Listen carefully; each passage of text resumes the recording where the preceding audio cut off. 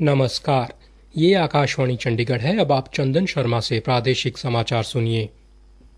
प्रधानमंत्री नरेंद्र मोदी ने अगली पीढ़ी के सुधारों की कार्य योजना की समीक्षा के लिए कल एक उच्च स्तरीय बैठक की। इसके तहत जीवन में आसानी, कारोबार, सुगमता और समावेशी समृद्धि के उपायों पर विशेष रूप से ध्यान दिया गया। प्रधानमंत्री को शासन में सरलता, आर्थिक वृद्धि को मजबूती देने और इन उपायों से नागरिकों के लिए सीधा लाभ सुनिश्चित करने के उपायों की जानकारी दी गई। प्रधानमंत्री के स्वतंत्रता दिवस संबोधन के बाद ये उच्च स्तरीय बैठक बुलाई गई। स्वतंत्रता दिवस संबोधन में प्रधानमंत्री ने जीएसटी सुधारों और करों का बोझ कम करने में के रूप में दिवाली उपहार का वायदा किया था। 8 साल के बाद समय की मांग है कि हम एक बार उसको रिव्यू करें। हमने एक हाई पावर कमेटी को बिठा करके रिव्यू शुरू किया, राज्यों से भी विचार विमर्श किया।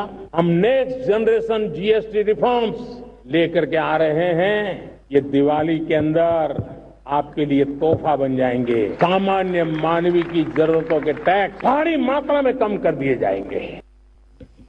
बैठक के बाद प्रधानमंत्री ने सोशल मीडिया प्लेटफॉर्म एक्स पर कहा कि सरकार सभी क्षेत्रों में तेजी से सुधार लागू करने के लिए प्रतिबद्ध है। इन सुधारों का उद्देश्य जीवन में आसानी लाना, कारोबार, सुगमता और समृद्धि को बढ़ावा देना है। हरियाणा के राज्यपाल असीम कुमार घोष ने कल श्याम चौधरी रणबीर सिंह विश्वविद्यालय में राष्ट्रीय शिक्षा नीति 2020 के अनुसार बहुविषयक शिक्षा विषय पर आयोजित एक दिवसीय कार्यशाला के समापन समारोह में बतौर मुख्य अतिथि शिरकत की। इस अवसर पर राज्यपाल ने कहा कि राष्ट्रीय शिक्षा नीति 2020 से शिक्षा क्षेत्र में प्रदेश में नए आयाम स्थापित होंगे। नई शिक्षा नीति एक नई दिशा दिखाने का कार्य करेगी। उन्होंने कहा कि हरियाणा ने इसे लागू कर दिया है और इसके सभी आयामों के लक्ष्यों को निश्चित तौर पर हासिल करेगा। उन्होंने कहा कि उच्च शिक्षा में पहुंच, गुणवत्ता, समानता, स्थिरता और भविष्य की तैयारी वे मार्गदर्शक सिद्धांत हैं जिन पर राज्य सरकार का दृष्टिकोण आधारित है। कार्यशाला में आयोजित सत्रों में राष्ट्रीय शिक्षा नीति में परिकल्पित बहुविषयक शिक्षा के विविध पहलुओं पर चर्चा की गई। हरियाणा राज्य स्वास्थ्य प्राधिकरण ने भारतीय चिकित्सा संघ हरियाणा द्वारा आयुष्मान भारत, प्रधानमंत्री जन आरोग्य योजना और चिरायु योजना से संबंधित सेवाओं को वापस लेने के आह्वान के संबंध में कहा कि सूचीबद्ध अस्पतालों की बकाया राशि का बिना किसी देरी के भुगतान किया जाएगा। प्राधिकरण के प्रवक्ता ने कहा कि भुगतान में छोटे अस्पतालों को प्राथमिकता दी जाएगी। राज्य के सूचीबद्ध अस्पतालों के बकाया भुगतान के लिए पर्याप्त धनराशि स्वीकृत और प्राप्त हो चुकी है। प्रवक्ता ने कहा कि जून 2025 के दूसरे सप्ताह तक प्रस्तुत दावों का भुगतान अब तक किया जा चुका है। उक्त योजना की शुरुआत से अब तक अस्पतालों को 3050 करोड़ रुपए से अधिक की राशि वितरित की जा चुकी है।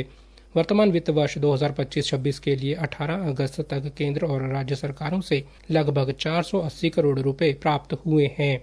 सोनीपत में आज तड़के राष्ट्रीय मुख्य मार्ग 44 पर बहालगढ़ फ्लाईओवर के पास हिमाचल प्रदेश पथ परिवहन निगम की बस हादसे का शिकार हो गई, जिसमें चालक सहित 10 लोग घायल हो गए।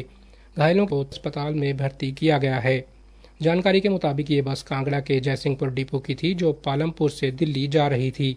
हादसा तब हुआ जब बहालगढ़ में फ्लाईओवर पर आगे चल रहे एक ट्रक ने अचानक ब्रेक लगा दी और बस उससे टकरा गई। ट्रक चालक मौके से फरार हो गया। सोनीपत पुलिस लाइन में लिफ्ट में फंसने से एक महिला सिपाही के 2 साल के बच्चे की मौत हो गई। कल देर शाम ये हादसा हुआ।